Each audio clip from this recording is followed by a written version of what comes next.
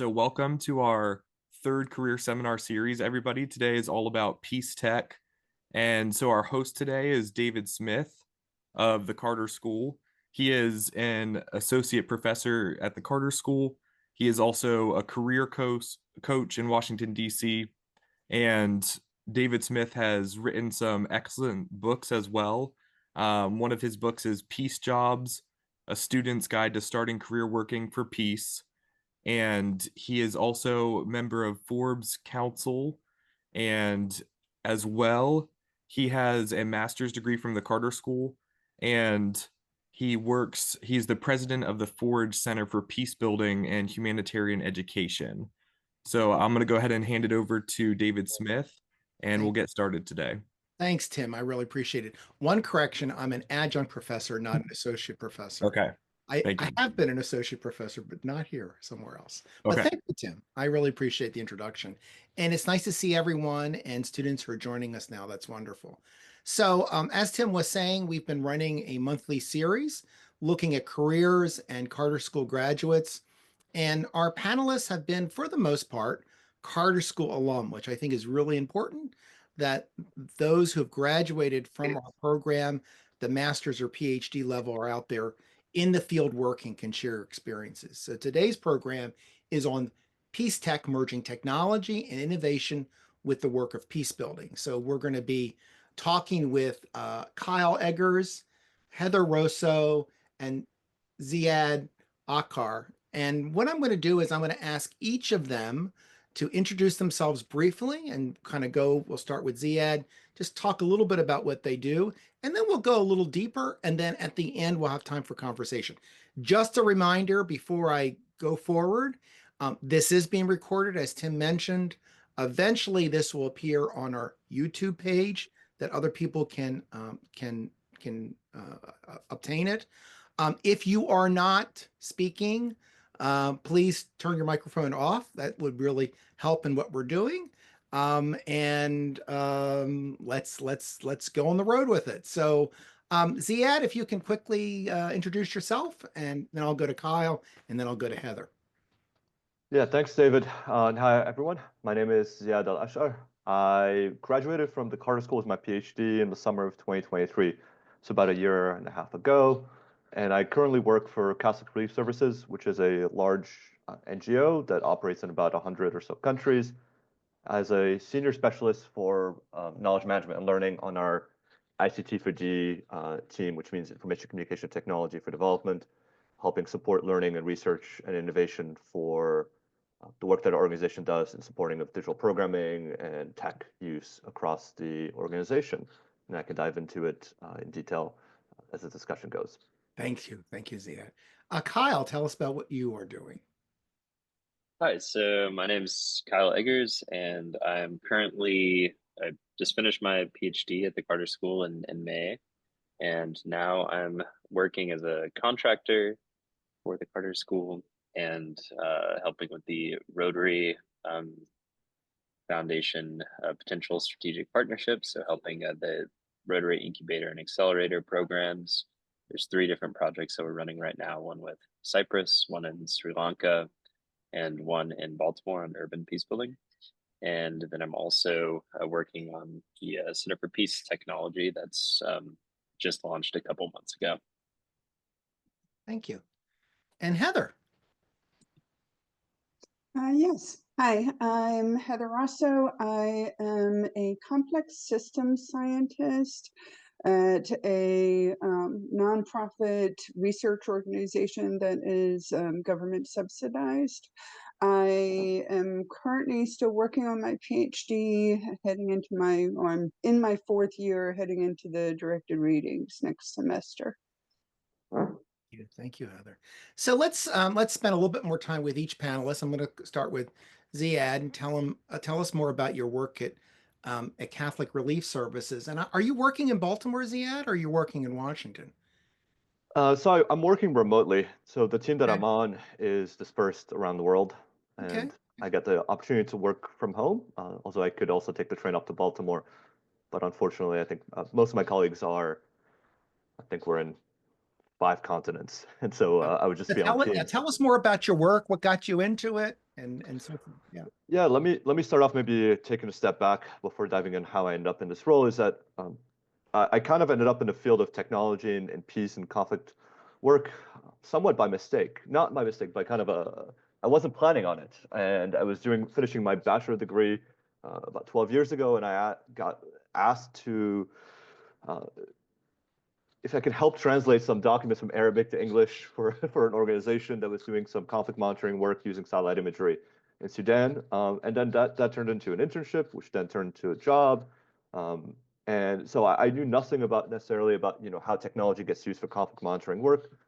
Um, and I had a background in international affairs and conflict studies. But about 13 years ago, I ended up in this job where I really got into hands-on use of technology, especially remote sensing, information communication technologies. How can we use them to monitor what is happening around the world? How can we report on crises happening? How can we use data responsibly and technology responsibly to both bring awareness about what's happening in parts of the world that's not necessarily covered by traditional media, but also by parts of the world that's not easily accessible. And so the beauty of using things like remote data and remote sensors and satellite imagery is that you can really get access to really any corner of the world. And we can dive into the specifics if somebody wants to get into it, but it offers a unique perspective into this work. And so I got into this field, and over probably a decade of a combination of work and different degrees, I ended up at the Carter School because I wanted to pursue a PhD in understanding how has technology and digital tools, how do they shape and change the way we think about the work that we do as conflict practitioners, peace builders? How can we leverage these tools? What are some of the ethical problems? What are some of the governance issues? And what are some of the risks of deploying these tools in volatile settings? And so I spend the bulk of my time doing my PhD work trying to answer this broad question of what is technology doing to our field? And the beauty of being also in DC and COVID kind of threw a wrinkle in the space is that we have such great access to a lot of people and a lot of events and a lot of organizations.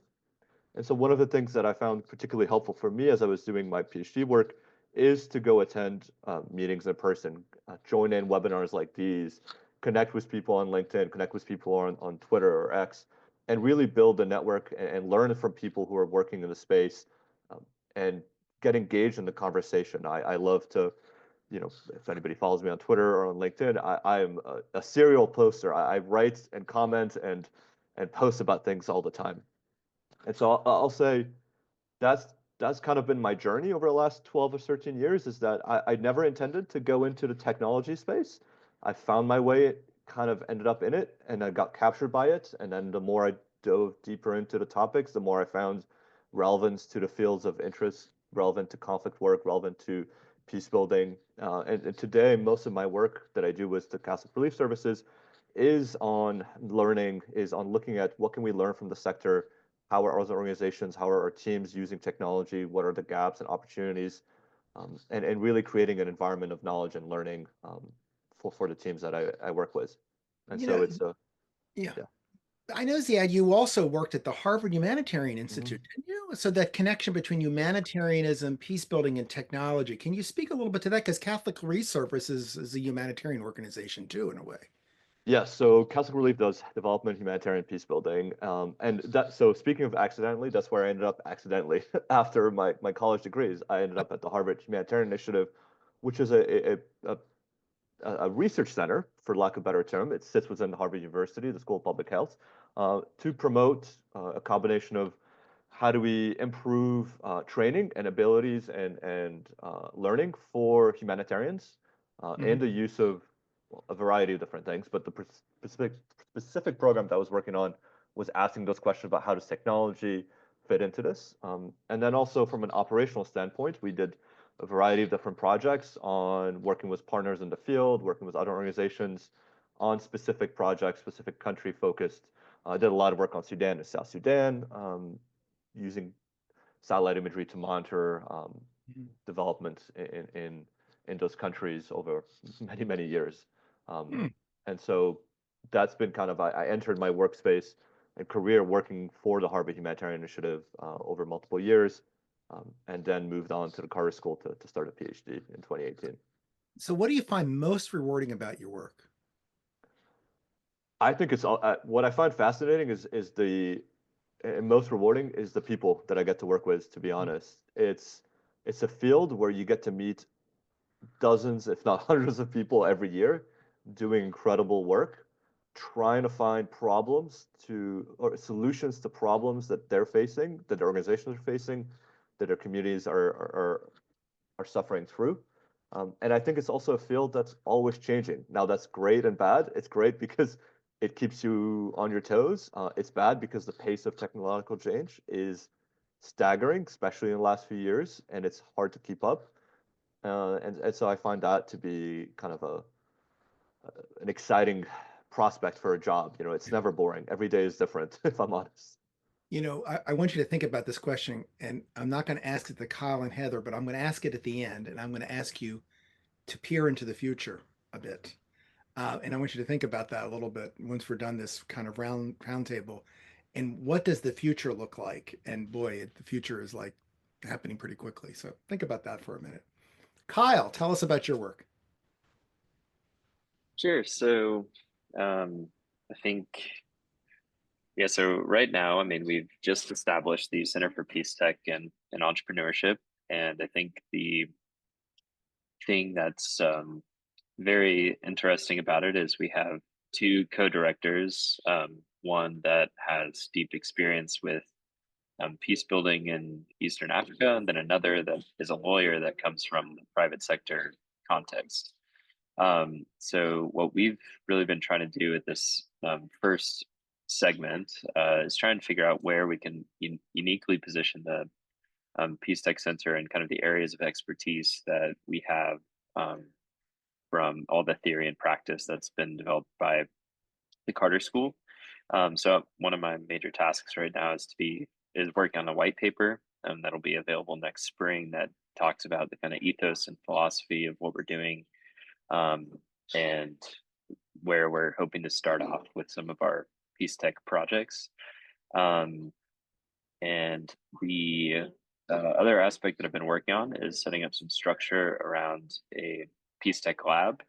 So I've been putting together courses to have like a year-long structure for students to apply, get a survey of peace technology, and then actually work directly with private sector companies or work on faculty-led PeaceTech projects through this lab structure. So I've been doing a lot of it's kind of a mix of figuring out the pedagogy for that, but also meeting the needs for our initial PeaceTech lab projects.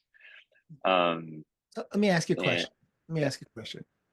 Tell me, what is peace technology? If you had to define it, how would you define it?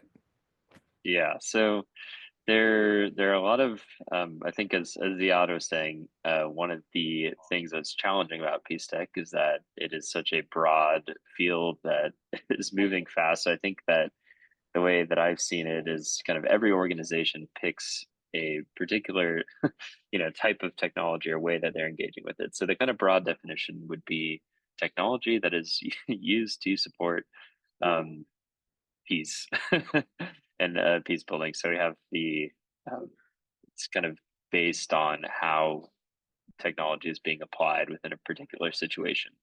For the PeaceTech Center, one of the things that we're trying to pay attention to is that in developing peace technology, that we actually have a conflict resolution theory of change behind all of the peace tech that we're developing. So, some people within the kind of broader peace tech field, might be developing.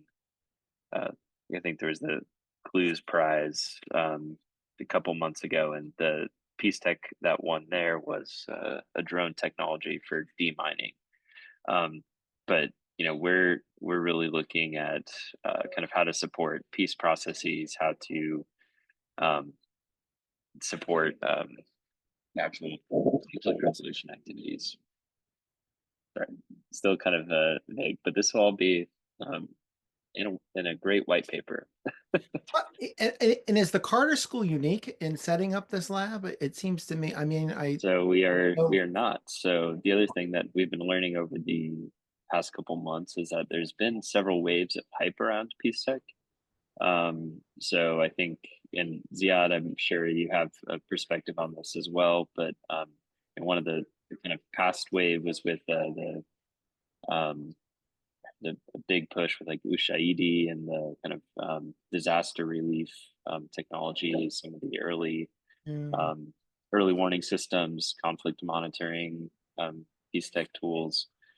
As also, so that was kind of like early 2000s was when the first round of it was.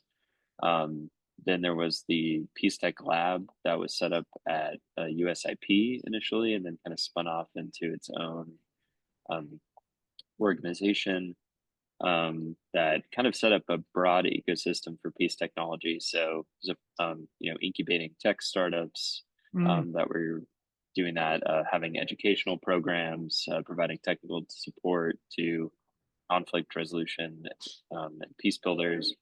But they've actually transitioned to only working on disinformation mm. and the kind of overall information environment.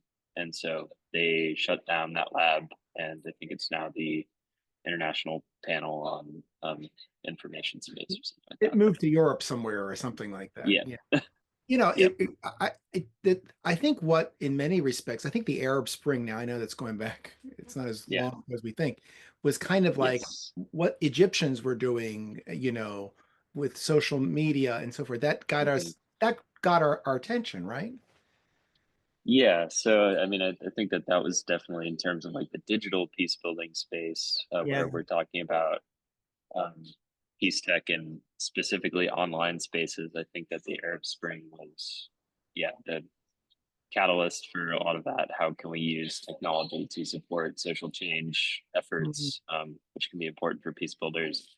Um, but you know, I do think that after that initial wave of optimism, we are kind of in the opposite side of the swing, where now we're seeing all the you know, very detrimental effects of social media algorithms and Mhm. what we'd say is antisocial tech design, um, or you know, the just kind of rise of the attention economy overall, and the way that, you know, Yeah. we're kind of getting our these things that we were conceptualizing as public spaces during the Arab Spring times, turning into an initiatified private marketing space. Right, right. That's And something. I mean that as a technical term by Doctoral for people that aren't familiar as well, which is a great article. All right, let me go to Heather, bring Heather into this conversation, learn about her work, and then we'll kind of go back. So Heather, tell us about what your work is about. Um, well, it's definitely deals with a lot of technology, but definitely in a very different way than Ziad or Kyle. I know that, you know, one of the things you have been focusing on is, you know, how did we get into it, and mine is very much happenstance. Mm, Um, I was previously, you know, before coming to the Carter School, I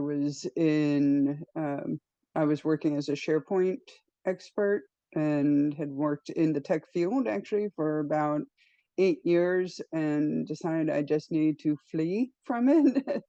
um, and that's part of what led me to coming back to the Carter School. And in the process, I needed to find a new job, and I just wanted something that would support me while I got going.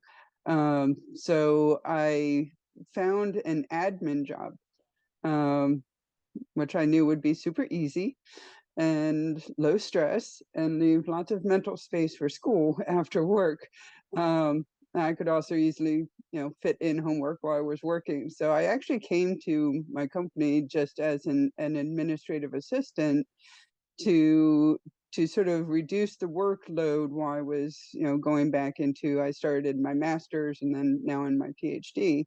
Um, I was only about a year and a half into that when they kept saying, you need to be promoted to a scientist, because I kept asking questions. I kept talking to everyone in my department where I was working, which is a modeling and simulation department.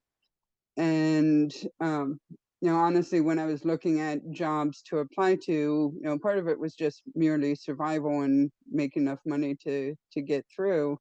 But this company in particular, the department that I was applying to, because they dealt with modeling and simulation, I was curious if I could learn something there that might be applicable to peace studies and to the peace field.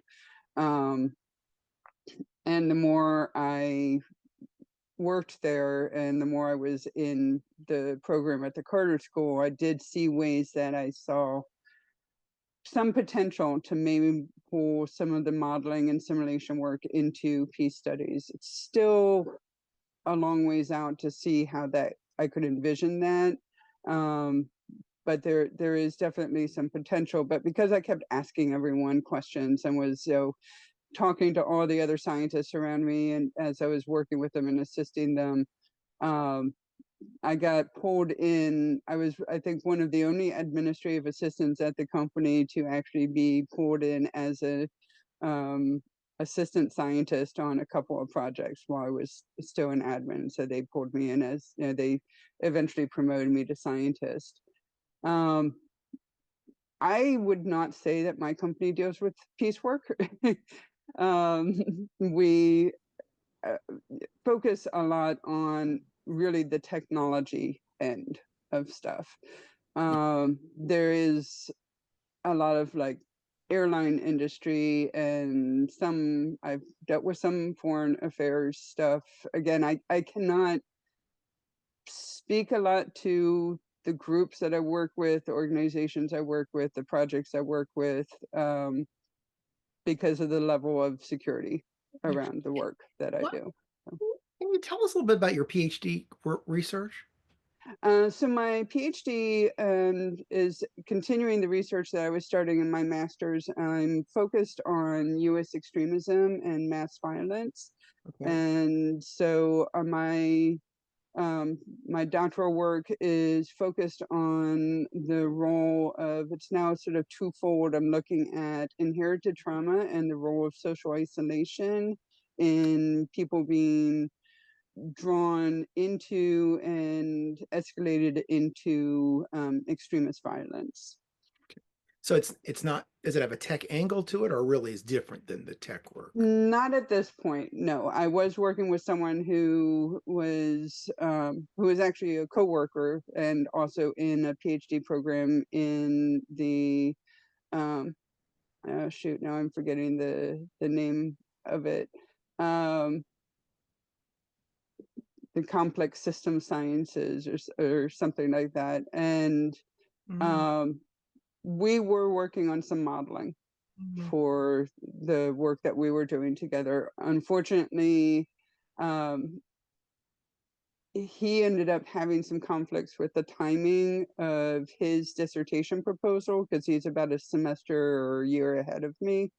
And so he had to shift gears because I couldn't match up with the timing that he had. So I've done some extensive work. In fact, we were working on that for a couple of years and working on combining modeling and the tracking progression through the sort of recruitment and initiation and movement toward extremism and then into extremist violence.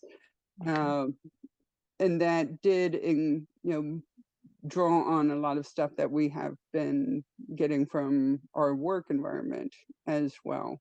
There's still a lot of promise there, but we just had to move in different directions because he just had a time conflict with his. All right. So let me go back to the question I wanted you all to think about. I'll talk with Ziad. We want to peer into the future a little bit, right? And so what does the future portend for the connection between building peace and technology? I mean, what is it that, what's the driverless car of peace tech, right? In a sense. Yeah. Ziad, what do you think?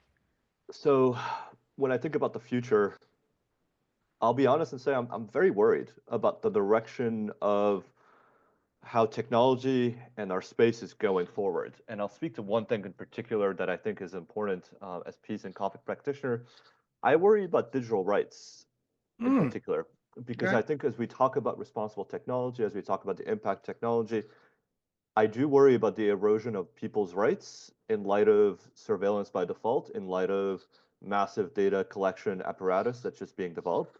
And I worry about our role as practitioners, as peace builders, as scholars, on how we sometimes contribute to these efforts by our data collection practices, but also the need for us to push back against these. And so I know there's a lot of organizations like Oxfam, like Access Now, that do a tremendous amount of work on pushing back and putting digital rights in the center of all this work. And I think that's, if we want to talk about peace and technology, we need to center it around rights. And so I think that's an important kind of conversation, looking into the future.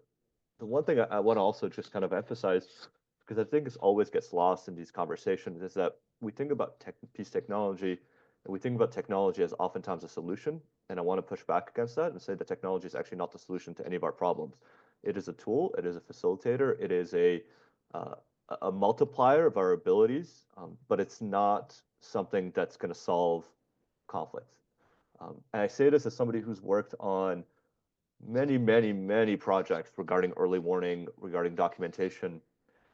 The technology is great. I mean, I could tell you about most places around the world. I can get you all kinds of data that you need, all kinds of analysis. The problem is, how do you transfer that into actionable policy and actually operationalize it on the ground? And so the more we get kind of sucked into the lure of technology, the more we actually forget that the work of peace building and conflict work is actually the work. It's the hands-on, it's the communities, it's the interactions, it's the operationalizing of policy, it's the governance. And I think that's one thing that I worry we kind of forget about a lot. And so every day I see a million new AI models, AI tools. They're all great. They all give us more insight. Yeah. But my question is, so what? What are we doing with all of this? Well, in a way, it's kind of our attitude at times is, well, let technology take care of it. There's no letting technology take care of it. We have to take care of it using technology, right? Yeah, And I do think we quickly say, because technology appears at times as the be all and the end all, right? That it's going to fix things. And so we are going to give up our control or whatever and let it just do its thing. It's like, artificial intelligence is that example, right? Is artificial intelligence a tool, or is artificial intelligence actually the thing? I don't know how to explain it, right? I mean, it just yeah. will solve things for us. And I want to say specifically on this example, this is where it's important to also be specific about what we're talking about.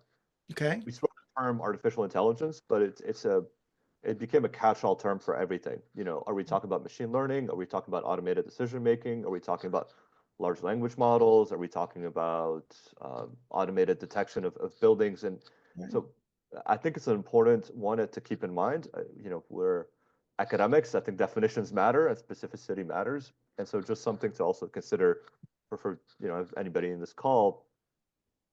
It's important to just be specific about what it is, because then it's important to be able to understand what it can and cannot achieve, Mhm. and how we should regulate it, what kind of rights and laws and governance structures we have to put in place. Yeah. And generally speaking, we are always behind, right? Yeah. That is, we never can get ahead of it. So something's got to break, some catastrophe to take place, then we'll do something, and then we're behind that thing, and then And that thing, and that thing. That's one of the yeah. challenges.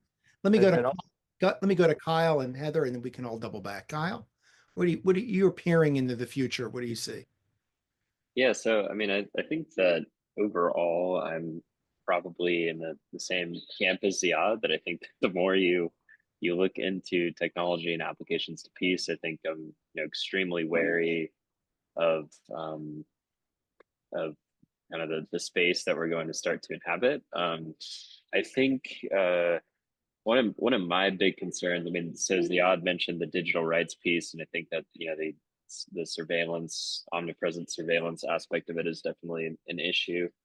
But I'm also just really generally worried about offloading our capacity to these tech systems. So I think, with like tools like AI, or if you're looking at like conflict forecasting and modeling and kind of relying on these data systems, one of the I think with AI applications, you're essentially offloading your own thinking, your own cognition, your own kind of embodied experience in your own relational networks, and trying to produce a kind of almost decontextualized answer into what you should be doing. And so I think that there is a big risk that we just start not thinking about the basic things anymore, or that it's always going to be easier to just plug something into ChatGPT or your data system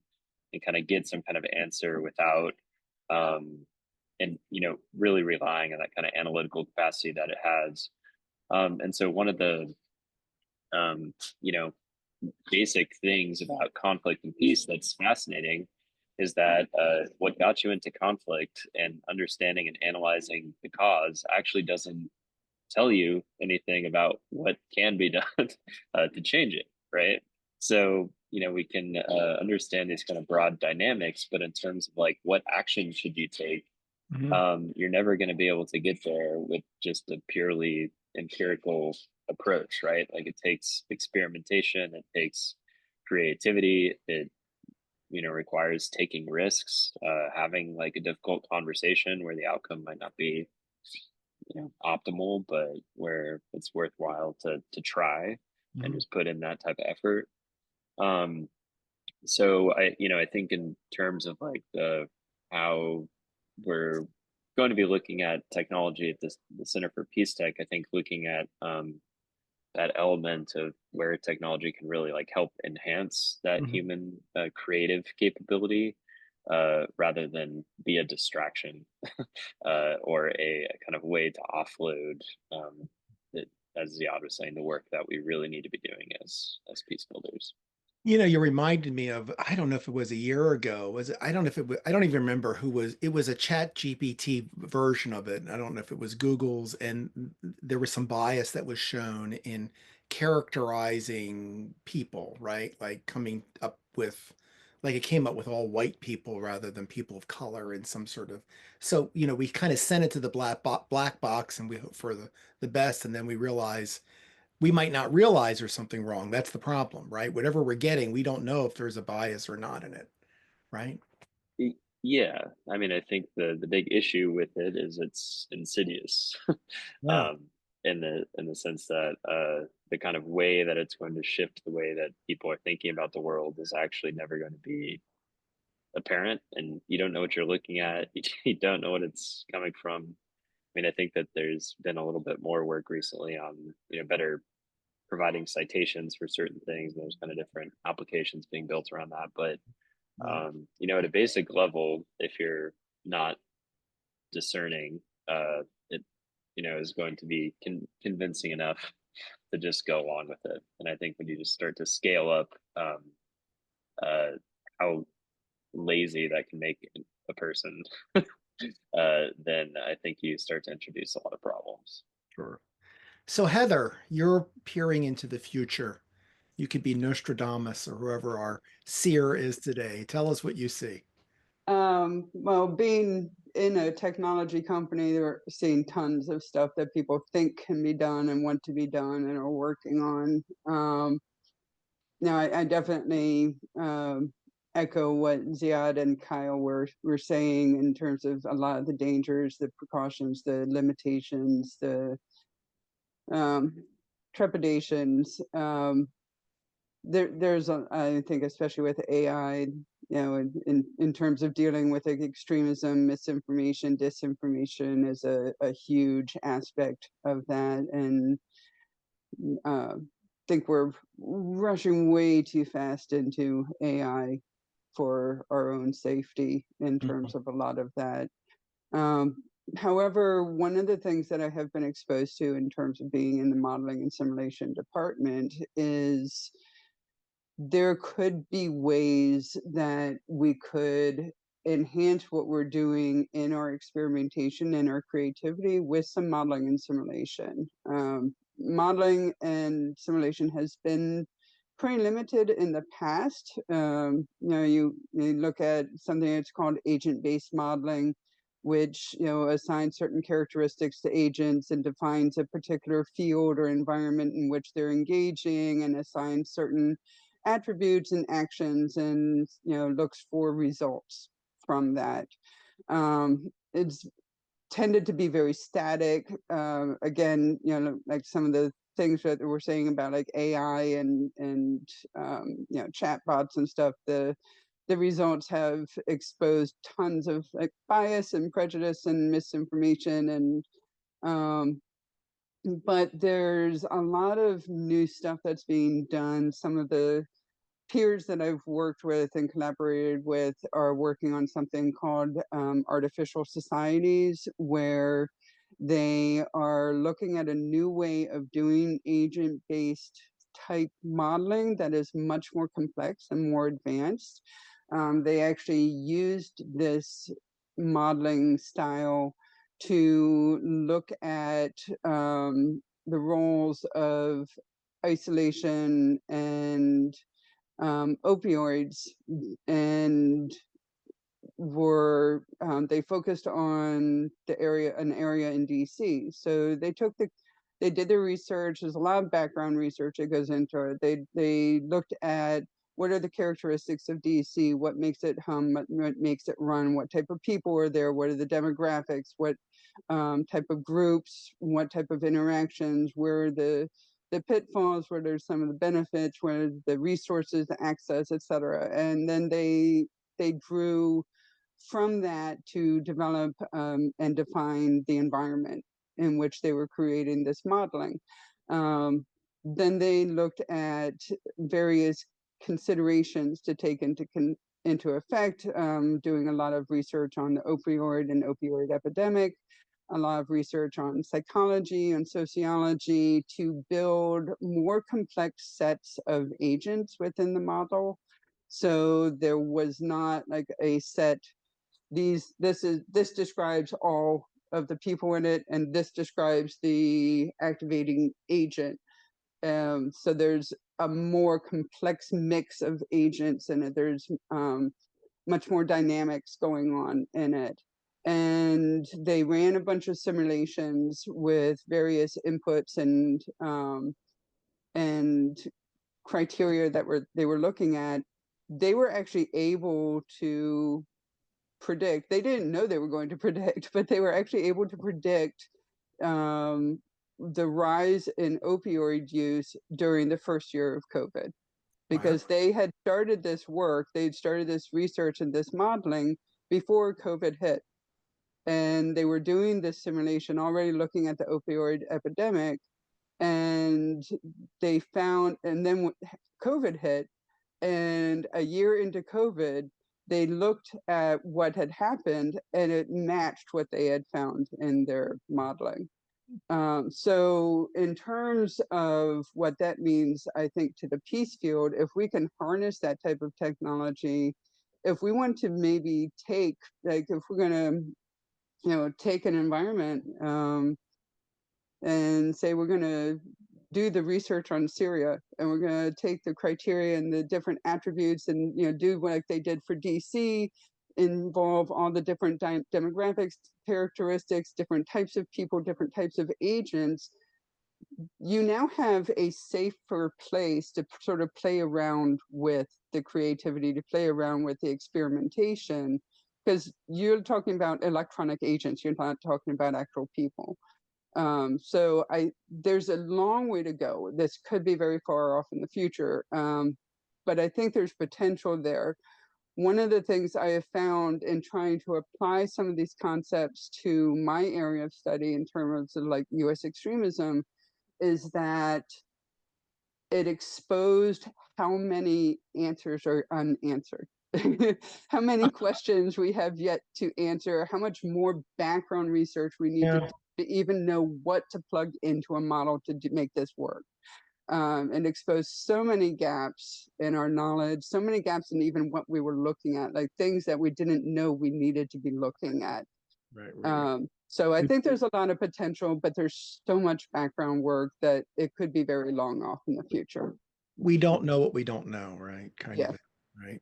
All right, Yeah. let's go to questions from our audience. Yasmin, you got your hand out the gate, so why don't you pose our first question? Hi, thank you for the speakers. That's really informative. I'm a former human rights lawyer, international lawyer who just is getting my master's in conflict resolution. I'm interested in getting a doctorate or going into fields of technology and the intersection between protection of rights and digital rights, but human rights in general, and peacekeeping. So I have a few questions for you guys. One, in terms of peacekeeping and, well, anything, there's sensitive data and sensitive agreements that confidentiality has to be kept. And when I think of AI, I don't know much about it, but I just think of that data going everywhere and the lack of confidentiality in terms of peacekeeping agreements, even community to international. And second of all, I don't understand why the Carter School doesn't teach us any of this. In fact, it prohibits the use of AI. So when I'm doing job searches, I'm always asked about my technology and use of AI and so on. So I'm not blaming anybody. I'm just saying it's kind of strange. We're all adults, we know how to write papers without AI, but harnessing this technology is so important in terms of a job now. And third, I saw a lot of people after this election that I know that are in humanitarian or just generally whatever, they're migrating to blue sky after Twitter with Elon Musk. So those are a lot of questions for anybody to answer. But I appreciate it. Thank you. Before I turn this over, I must tell you, higher education is really struggling with AI and the Yeah. approach to take. Is it like restricting or opening it up? And it's part of a greater discussion. I don't have an answer. Ziad, I'm going to start with you, and we'll kind of go around because I know you're kind of connected this a lot.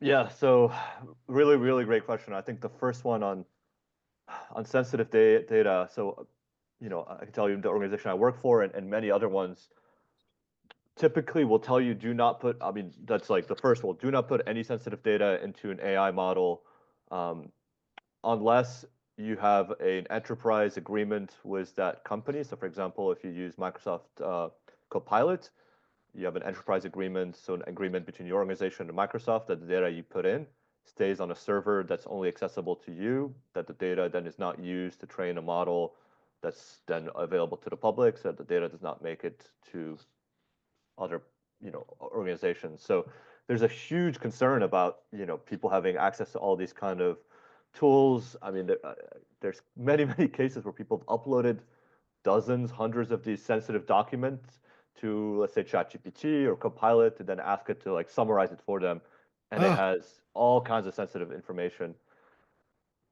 That that's where like user training and like people have to know like you should not be doing this. A lot of companies have started, in some cases, maybe if you're using a company computer, banning you from accessing some certain services.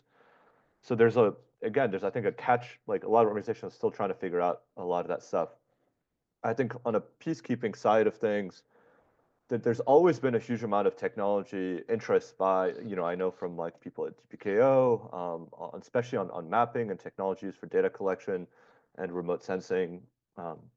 And I'm not sure how they're making use of artificial intelligence or specific models or specific tools. But I think it's also, we're all learning as we go. And this is where I think the fundamentals of like importance of data governance and data systems and responsible use of technology. 20 years ago, we were collecting also sensitive information. So it's still the same level of concern that we need to have about that we used to have still applies today. I think now it's a lot easier to, most of us to be able to upload any kind of documents. And then in terms of academia, I was teaching last semester. I can tell you a lot of my students were just not writing their own papers, which is a problem. But I think in terms of learning what the tools and technologies can do, I mean, I would want the Carter School to be much more open into exploring how can you design a chatbot, or how can you design agents to support the work and data collection? So I think there's benefits to it. I think the balance is how do we ensure critical thinking still happens, because that's where the problem lies. Is you can't just accept what the model gives you as they make mistakes, they hallucinate. There's all kinds Right. of gaps still. Yeah, I mean, that's the problem. I'm old enough to remember using a slide rule. Probably none of you even know what a slide rule is, figuring it mathematical, right? And see where we are today. But yeah. Kyle and Heather, you want to take a bite of that? If not, then I'll go and we'll bring in Richard's question. But Kyle, Sure. Heather? Sure. So, I mean, I think Ziad covered the first part pretty well. I mean, the more that things are digitalized, the more that we're using technology to capture different pieces of information and store it, the more confusing it can become or counterintuitive to people, and it's a much different situation than keeping things locked away in a file cabinet. So, I think one of the really important aspects of peace technology and the ecosystem around it as a whole is also just doing the capacity building for some of those basic like data storage, data management, uh, for anybody involved in the field. And so I think that it's can be very challenging, very challenging, especially when you're working with like peace builders who are just working on the ground and really don't care too much to think about what the like implications down the line might be. There has to be a lot of like preventative work in that type of space. And I, yeah, so second piece, I mean, course wise, I'm speaking with the curriculum committee like next week for those PeaceTech courses that I was talking about. So that's definitely one thing that's on my mind in terms of how to experiment with different tools. But I do also share the same concern that Ziad mentioned too, is I think it's very hard to tell like where the where the slippery slope begins on that. And I think that once you kind of open up the door to offloading some of the critical thinking capability, um, then it's kind of hard to recover that. So that is a big uh, challenge that we have in the education environment there. Right. Heather. I think the only things I would add is, I work in an incredibly secure environment. And we work with stuff all the way up to the top level. And so in terms of concerns about the storage and the distribution use of the information, there are secure areas in which to work on it. And like has been said by others, there's very strict guidance and rules. You get intense training and have to sign contracts that basically last your lifetime, saying I am not disposing or communicating or exposing or transferring or sending this information. And there are secure environments in which you can work with that information. It does sometimes become a hindrance to research, though. So if you're working on something that crosses those lines, where we have the project I'm currently working on, there's a mix. There's some stuff that is industry informed, there's some stuff that is publicly available, and then there's stuff that is incredibly secure. And we have found difficulties with that because we need to have final reports publicly available, but we have informants that are working with data that needs to be secured that not even everyone on the project is able to have access to. Right. And so, I mean, you're talking about a project that has about 100 people working on it. And so it is a complication, it is difficult. But I will say that emphasizes that secure, sensitive information in many cases is very secure. But then again, like the others have said, it requires, good training and trust. Yeah. It's amazing if you think about it in an open society such as ours, right? This is where the the friction comes, right? If we were a closed society, a totalitarian society, right, where everything was secure, okay. But in a society where we value transparency and openness over non-transparency, right? We are always questioning the failure of transparency now, not necessarily recognizing the risks that it is to other people because of it. So it is a kind of a perennial struggle that we have in a society such as ours. I'm just kind of thinking a big way. Richard, why don't you give us your question, what you're thinking? Thank you. Well, first of all, thank you so much for the information, the insight. It's just incredibly valuable and important to recognize and consider. And certainly your panel is more than capable of providing that kind of background. However, it did bring to mind and make me ask myself the question, to what degree do we run the risk of contributing to conflict? PeaceTech, if you will, rather the very opposite, of course, of what the intent is. And so I wondered if there were any examples that in fact produced more harm than good, and if in fact were there any lessons learned? Thank you. Yeah, and when that harm is committed, how do you walk it back? Almost, if you can. Ziad, what do you think? Yeah, no, Richard, I'll say this is a great question.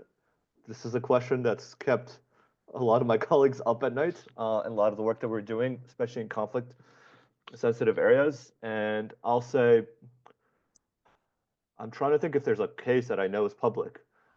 What I can speak to is some of my experience working on doing some conflict monitoring work on technology using satellite imagery about a decade ago, where we were very much worried that while thinking we were doing good and trying to prevent violence, and try to document a war that's happening, that we were potentially putting at harm people living in those communities that we're trying to document.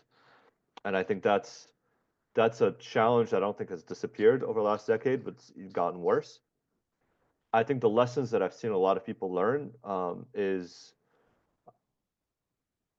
it's both wanting to be transparent about the use of data and making sure that data is available, but also making sure and being very careful. And this is where like people run simulations on understanding what are the risks and harms potential of the specific tool that we're using or deploying, of the data that we're collecting, and out and weighing it against, okay, what are the benefits, the perceived benefits, the real benefits, the potential benefits.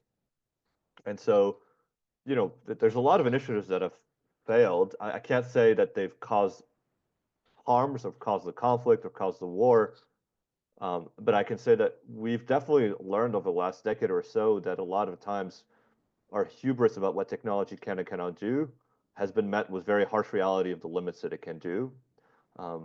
There's been definitely cases, I can say, where our collection of biometric data, for example, of refugees have ended up in a situation where that same data has been shared back with the government in which they were fleeing from, which can causes them to be put in a situation of harm, where there could be retribution against potential family members of theirs have not escaped. And so these are very real cases. You can look at the case of Rohingya population who've escaped, and they're concerned about their data being collected and shared back with the government that they've escaped from.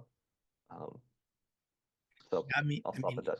Yeah, hubris. I mean, that's a really important word here, right? You're overly confident. We think we've got this, right? That kind of a thing. Keil, Heather, what would you like to add? Keil? I think once again a fairly comprehensive answer from Ziad there. Yeah, I think one of the really challenging things in the ecosystem is that I think the potential harms can really get away from you very fast. So one of the aspects we've been looking into, or I just went to a conference in Florence that was about the kind of design element of technology as well. So thinking of the ways where you can bake in safer processes at the start, to make sure that however people are interacting with these technologies can just not provide the kind of, or really just mitigate the risks. So there's a lot of different ways to approach it. And yeah, just hope that adopting a new technology, you don't create more problems than you started with. Heather, what would you like to add? I know that this is an area that actually a lot of people at my company are working on trying to address. Whether it's looking, I don't know that there's any cases that I can think of where a project has caused harm, but I know that some of the projects that I have seen at my company have dealt with this area. So one in particular that I can speak to is a project that looked at bias in information and data in flood insurance and the harm that that has done in the past to companies. So they are, taking examples from the past and looking at different ways to examine bias and examine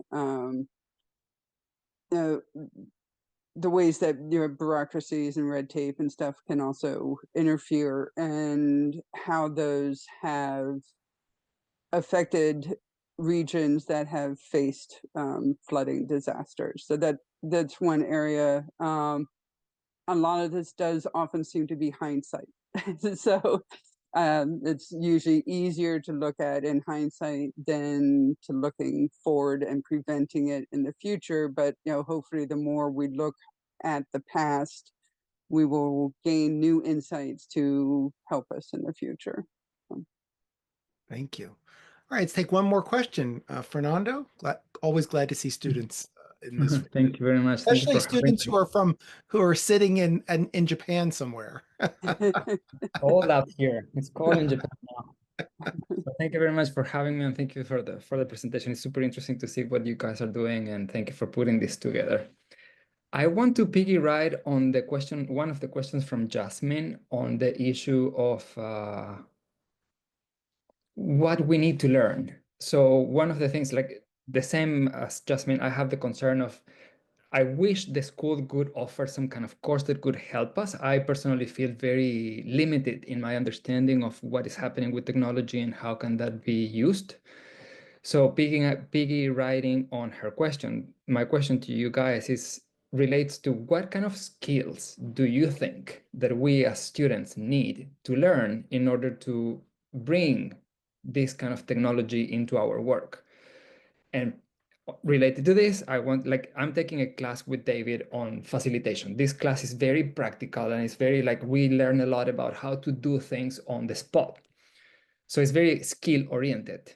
So my question is, what kind of skills do you think we need?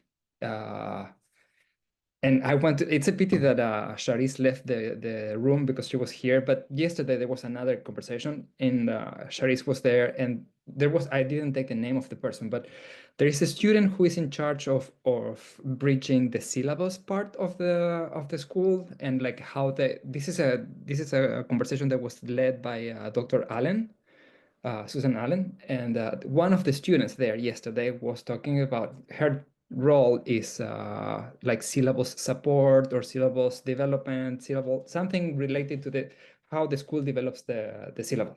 I was thinking it would be such a good thing to have this bridged.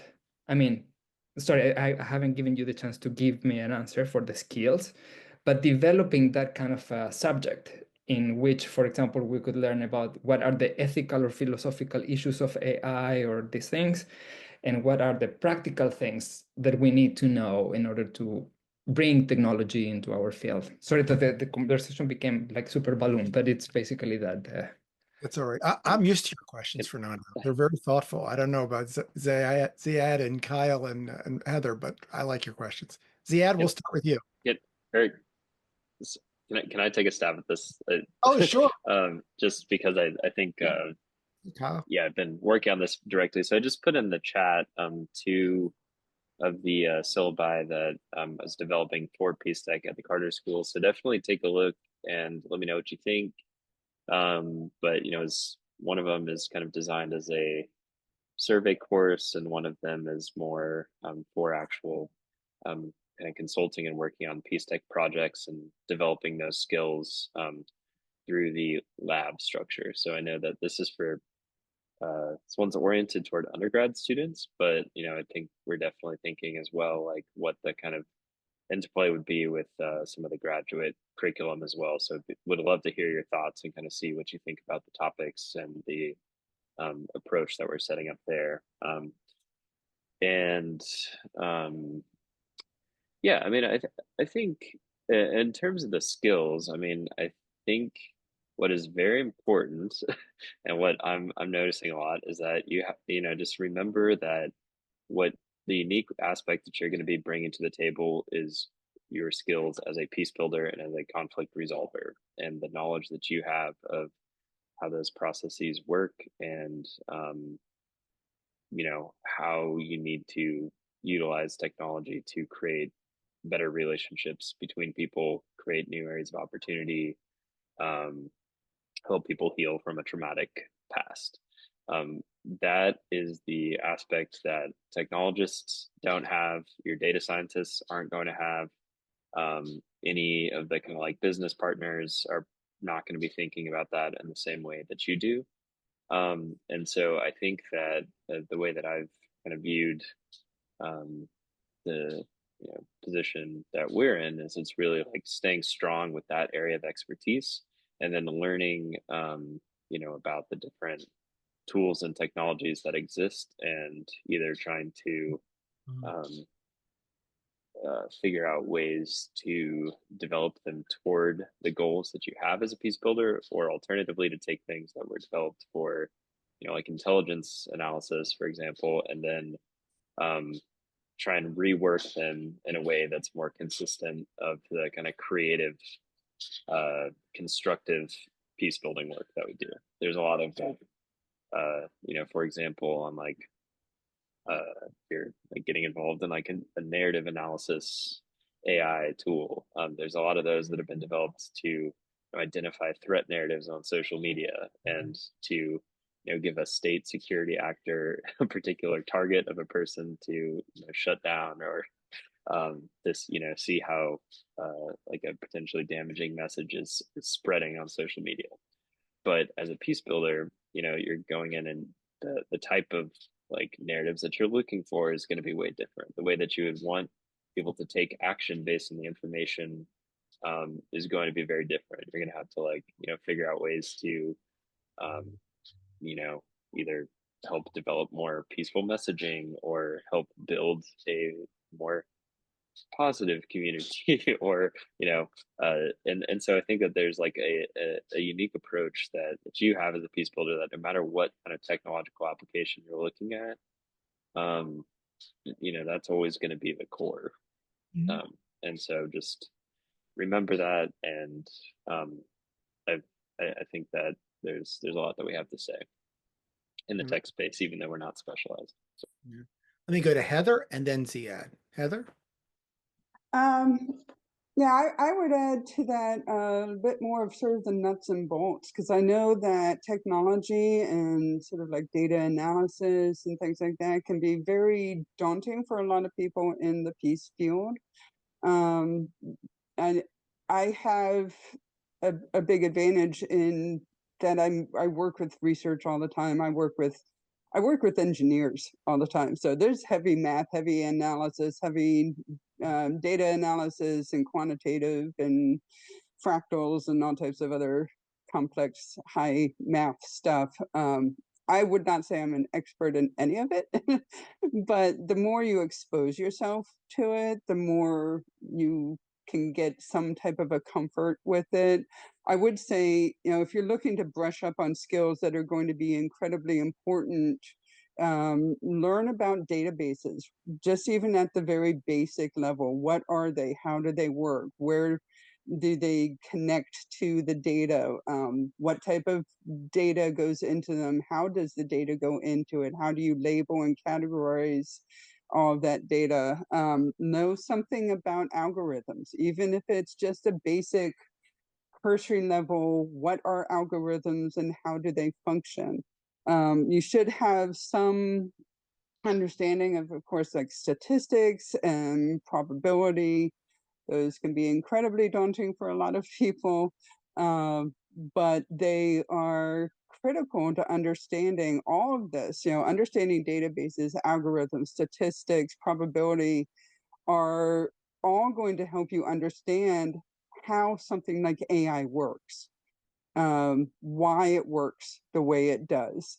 So equip yourself with at least some basic understanding of these areas, read up on it. And even like modeling and simulation, you can find articles online about how other people are doing work in these areas. And honestly, I have not yet read a single article on people using modeling or simulation as I know it in my field of work in the peace field, but I've read about it in areas of war, in areas of battlefield strategy. I've read about it in terms of ecology, and in terms of some of the things that, like I said, my peers have been doing with like the opioid study. And I just see how are they using the technology? What information are they looking for? What type of criteria are they needing in order to do that? So that could give me some framework for, okay, how would I translate it to this field? If I'm going to translate the opioid work to how do people get pulled into like cults or extremist groups? What are the questions that I would need to ask? And I look at what the questions were for the opioid and I translate that. Well, how does that translate? What different questions would I need? So the more you read about people using it, the more you familiarize yourself with some of these real nuts and bolts stuff, the more equipped you are to understand how these things work, how they are useful, how you may be able to make them more useful. And you might even find an area that you want to start exploring more if it's something you think can be useful for you. Yeah. Ziad will give you the final look at this. Yeah, to add to what Keter and Kyle said, I think one of the things I'll always say is, what are you trying to do? And then go learn what it is. So is it an area that you want to work in? Is a negotiation? There's plenty of online material. And I'll say, I'll shout out to LinkedIn Learning for this stuff. You're never going to be able to get this stuff out of university because it doesn't work that quickly. LinkedIn Learning always has things because it's practitioners developed for the most part. And so you can get dozens of different articles and videos and classes and coursework that you can take to learn about any topic technology related as it relates to what you want to do. And so, I know there's a lot of work that's being done on how can you use AI and technology to improve negotiations. Similarly for facilitation, how to use technology and digital tools to do virtual facilitation sessions. Some of the links I posted in the chat is for different communities of practice. That's where I see some of the most interesting work coming out.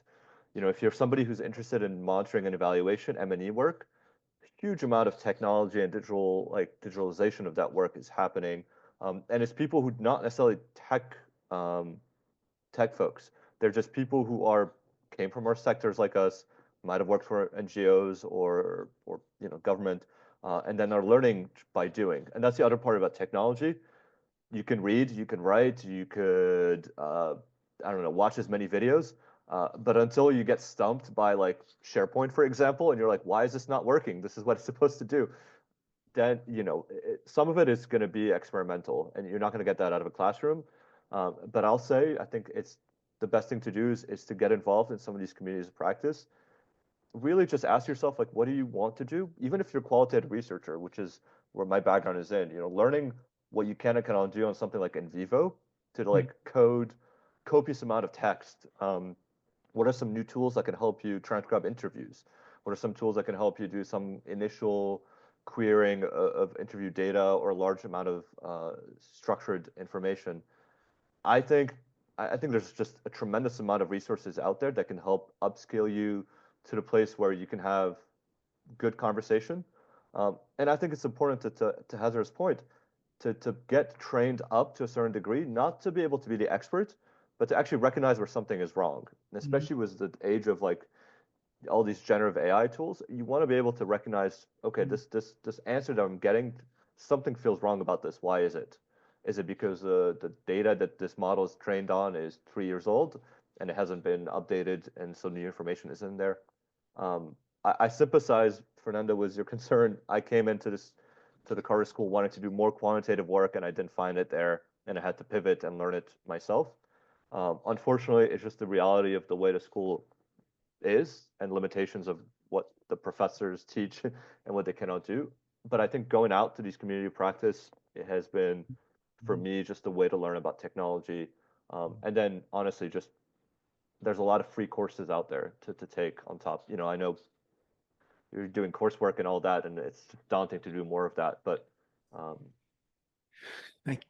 So I'm glad to hear there's still a role for your gut. Your gut tells you something's amiss, it may be. So last thing I'm gonna ask you, if each of you do briefly, before we close out, is like your pearl of wisdom. What would you say to people who want to work in this field? What's the one thing you'd say to them? Kyle, what would be your wisdom, your quick wisdom? Yeah, so I probably just try not to get overwhelmed with all the possibilities. There's a million different things that people are doing. It's a super loose label on the field overall. So, what I've found to be the most helpful is to just do a little reflection as you're kind of approaching these conversations or different practitioners, and think about what you really want your wheelhouse to be. And start strong there, because I think if you're always kind of seeing where the ocean takes you, it's kind of a good way to drown in this a little bit. So I think that yeah, the kind of your own skills, your direction, your outlook is something that you can use to navigate as you're exploring. Thank you, Kyle. Heather, what would be your wisdom? I would say be very daring and curious. You have to take risks. You have to take chances. You have to be, willing to just, ask stupid questions and suggest things that you have no basis in at the moment because you think maybe you're onto an idea. And be incredibly curious. Just read and, ask questions. Read stuff that you don't think necessarily applies to you, but may give you some insights in how you can make it apply to you. There's so many people using technology, so many different fields, and you'd be surprised how the way other fields are using some technology can help give you insights in how to use it in your own field as well. That's good. Ziad, what's your wisdom? My pearl of wisdom is that it's still about people. So whether it's actually trying to get a job, whether it's opportunities, whether it's getting things done, you still need to be able to connect with people and build those relationships to achieve the goals that you want. Even if it's about, I think about any job opportunities that I've had actually in this field, it's always been about people. Anything you want to get done, any problem that's, a tech problem you want to solve, there's still, there's a whole field of like socio-technical studies, and it's important not to forget about the social, because you can try to solve the technical problems, but at the end of the day, it's humans using technology, and if you can't figure out the human part, we're not going to get to the results. And so, to Kyle and Heather's point, get out there, be curious, talk to people. You'd be surprised by how many people would be willing to talk to you for like half an hour about what they're doing, the projects they're working on, advice they have. I mean, I spent most of my year earlier this year talking to people as I was looking for a new job, and it's incredible the amount of work and generosity that a lot of people in this field would be willing to spend time and help you and connect you, and you'll discover there's just so many opportunities.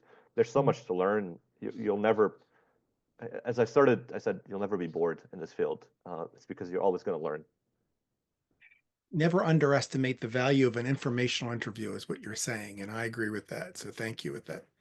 So we're going to close this out. Thank you, Kyle, Ziad, and Heather for being with us. Thank you for Tim for kind of arranging all this. I hope this has been a great conversation. I've really enjoyed it. It will be posted on our Carter School page sometime in the near future. We will be back in December the 10th at this same time, and we will be looking at genocide. We'll work in the genocide field. So that will be the last one of the year, and then we'll start back up in the new year. So thank you all. Have a wonderful week, a wonderful day, and hopefully I'll see you in about a month for our final session.